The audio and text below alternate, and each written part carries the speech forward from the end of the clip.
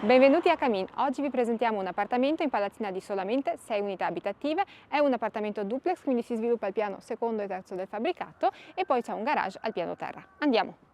Prego. Zona giorno di 35 metri quadri, soggiorno con cucina insieme, quindi qua avete la cucina che rimane tra l'altro compresa nel prezzo, c'è l'accesso ad un terrazzo, e la palazzina del 96, quindi le finiture sono dell'epoca. Comunque abbiamo serramenti in legno con il vetrocamera, ci sono le zanzariere già installate e vi rimangono installate, la caldaia è qui, il riscaldamento è autonomo e la caldaia è stata cambiata 5 anni fa, quindi è a posto.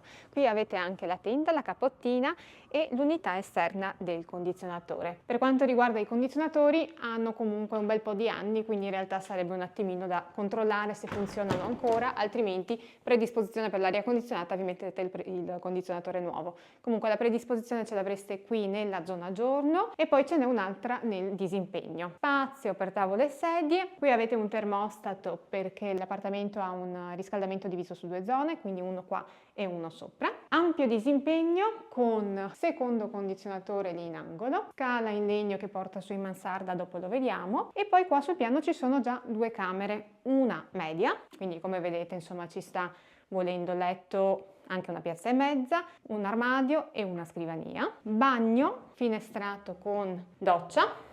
E infine camera padronale di quasi 18 metri quadri, va via tutta, quindi rimane libera. Andiamo al terzo e ultimo piano e qua sopra troviamo una terza camera che potrebbe essere appunto utilizzata come stanza per dormire oppure magari, non so, un secondo salottino, visto anche la presenza del caminetto a legna che funziona. Bellux con la sua tendina, termostato per questo ambiente e poi qui abbiamo la zona lavanderia, quindi una specie di antibagno con un attacco per la lavatrice e il lavatoio, e qua avete il secondo bagnetto. L'appartamento ha una metratura di 105 metri quadri, mentre il garage al piano terra del fabbricato misura 24 metri quadri. Il prezzo richiesto per l'appartamento completo di cucina è di 168.000 euro, solo con MS Immobili.